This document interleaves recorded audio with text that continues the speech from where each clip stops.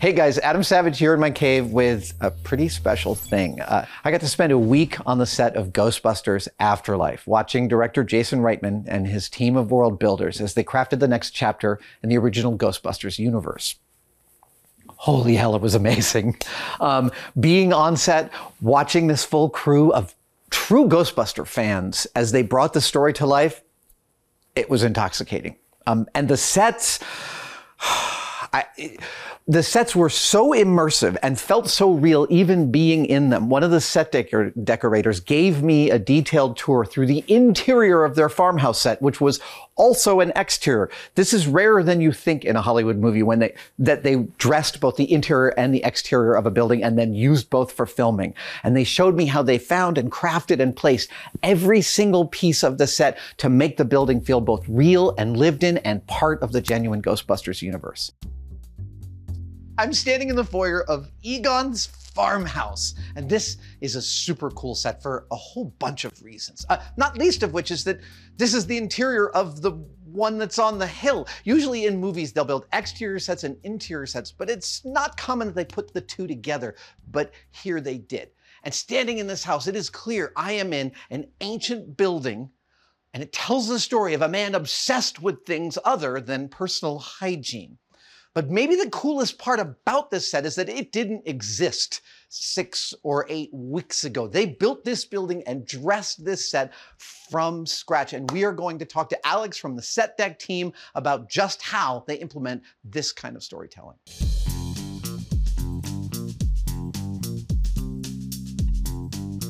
Alex, we are standing in the kitchen of the farmhouse, and it feels like I'm in any given semi-ignored, slightly messy kitchen. But that's not the result of neglect. It's the result of you and your team's careful ministrations. Can you walk me through what you went through to dress this set? Before anything else, when we have our space, we'll add all of our implements. And general rule is throw as much at the wall and see what sticks. So we'll add as much as we can and pull back. Oh, so it's easier to take away than it is to add later. It's always easier to take away than it is to add later, especially in a case where we're looking into a character and seeing his life and trying to get behind, once reading a script, get into their head a little bit. Here's a guy that doesn't really care about his home life. The kitchen does not matter to him. So he really wants to, we want to convey the fact that he may have done some dishes, once. He may have had some foods that he doesn't have to worry about spoiling. Do you build a mood board of the character and other, you gather images of kitchens that are really crappy? Absolutely. Our decorators will go through and they'll get and our directors will work together determining a look, and then we'll try and appease and successfully pull off that look as much as we can. Okay, now I'm looking at a sink full of dishes, but again, I know because I've actually been on a team like yours, it's not just a sink full of dishes. Tell me about, when you're placing that, what is the process of knowing that you've gotten it right? When it looks real, it's a hard one. It's So do you step back a lot? And step back a lot, look at it, and kind of shake your head a little bit. Does it look real? Also, is it going to be safe? Is it going to be falling? Oh, right. Stable. Stable, exactly. We don't want things as dangerous as possible. And we want to make sure that if it has to come out, can it be redone? Right. And with what degree of difficulty? Oh my gosh, I was just realizing, you could dress a scene very carefully and the actor starts throwing stuff around and your life becomes very difficult. Absolutely, very quickly. Yeah. Do you ever bring in your colleagues and be like, hey, I can't get this right. What's going on? What am I getting wrong? Pretty much. Or things can also break on the day and you're like, how do I fix a table that's been slammed through?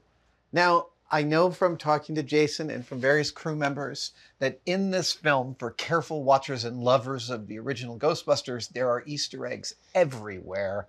Absolutely. And I have it on good authority. There are a couple in this kitchen. Do you want to maybe point them out? Sure, absolutely. Up above, we have the box from the second movie that they poured the pink ooze into. This one? Absolutely. Oh, no way! So that was the actual toaster. That's the actual toaster. Yes, that's the same brand. We That's found so that cool. and sourced that out.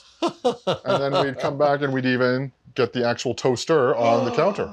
No, this is... So it's the same one he's been using. Oh my gosh.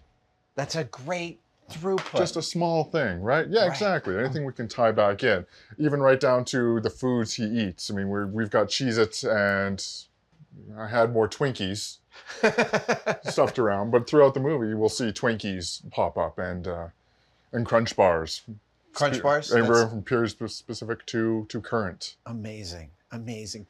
Does Scenic come in and do dirtying up after you've done some set dressing as well? In some cases, or we can do the breakdown as well. Oh, okay. And if things are too hot to give our Scenic a little bit of a break, we can, but we do work together very closely on that. Now, I'm curious just how long, like when you look at a blank set like this and you've got to dress it, what kind of timeline are we looking at? How long does that take? We'll take as long as we can. Oh, as long as we have. Sure. But anywhere from a week to a day. Wow. And something like this. Wide variance depending on the emergency. Exactly. And we work in the rule of 10%. So if we have this whole house, we want to do 10% here, 10% in another room, 10% in another room. So that any time anyone walks through, they're always seeing progress. Oh, interesting. You don't want to do one whole room while everything else is undone. Exactly. Oh, that's a really nifty work strategy. So your team really wants to work around. Yeah. And that way, any notes that come in aren't detrimental to undoing all the work you've done. Nice.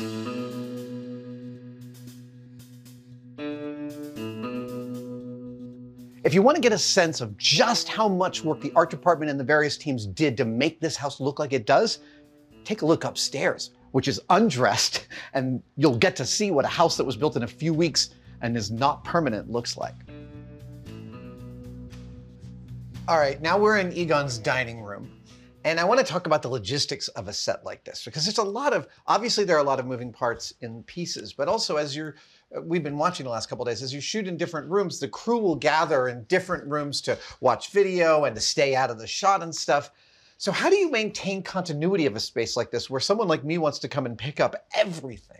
Lots of photos. The best thing that has ever happened to the film industry so far is the cell phone camera. Really? Because before that, we were working off of Polaroids. And those are hard to see close details. Hard to see close details and hard to keep in. You have to have binders of just from days and days and days.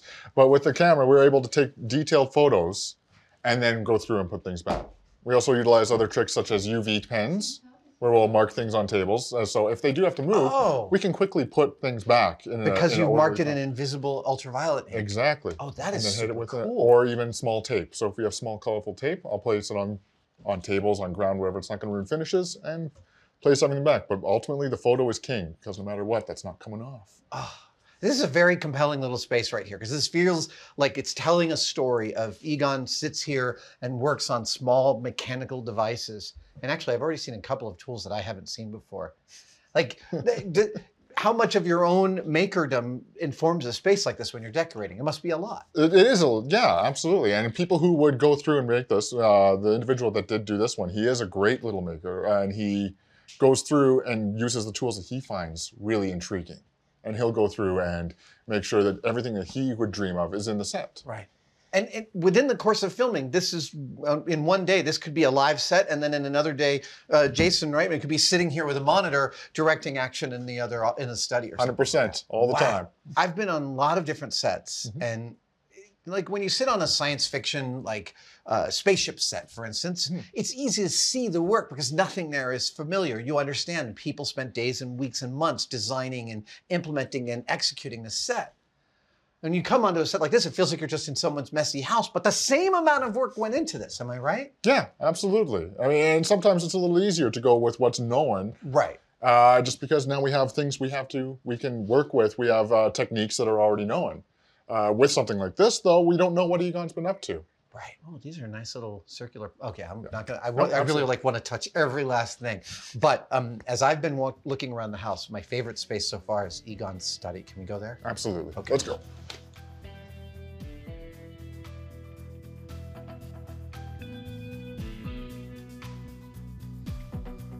I keep finding cool things about this set, and the stack of books, which I assumed were bound together, is even cooler than I thought, because there's an earthquake that happens in the film, and this rocks back and forth. So check this out. Oh, that freaks me out.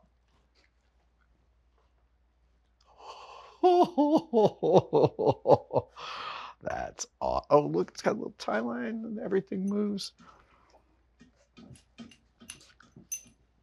Movie magic. There's so much storytelling in this room.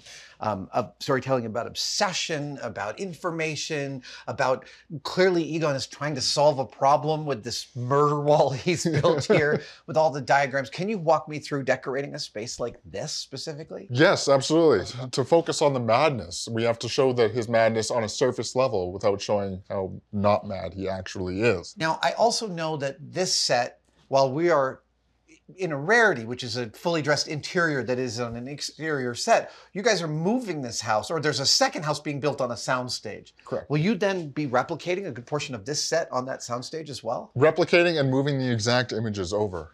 Wow. Yeah, so we'll actually, through our photographs and continuity, we will have everything packed up, labeled, numbered, and then reprocessed back at the set. That second part sounds like it's maybe even a little harder than the initial dress. It sure can be, because so much from when it's initially dressed to when the film crew shows up changes. Right. So anything can move, any small thing.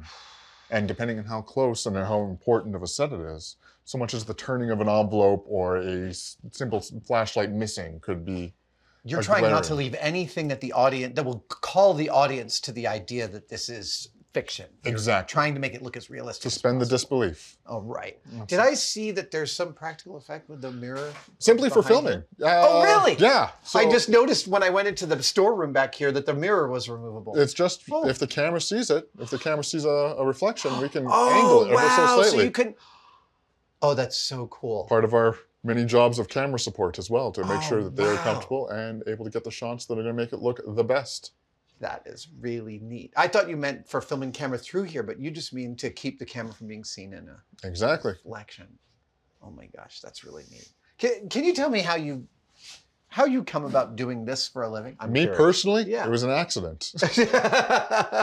What were you doing at the time? I was showing up to build shelves. I didn't know who I was supposed to talk to. So I show up to a giant building and they say, we just have a paycheck for you just to build shelves. I'm walking around looking for anyone who looks like they're in charge. Yeah. And I find someone, I say, hi, my name's Alec. I'm here to build shelves. He says, I don't have shelves here to build. Would you like to cut styrofoam and be in set deck instead? Well, that's great. I get to be creative and get paid for it for at least a week. And you showed a facility. Yeah, absolutely. You show an aptitude and a work ethic, and that's really a lot of what takes you along the way. That's fantastic. Are you still having fun doing stuff like this? This looks like a lot of fun to me. Absolutely. Yes, every day. Even the worst days is a great day. It is as much fun to look at as it looks like you had making it. Yes. Great team of people, and yeah, they do amazing work. Clearly.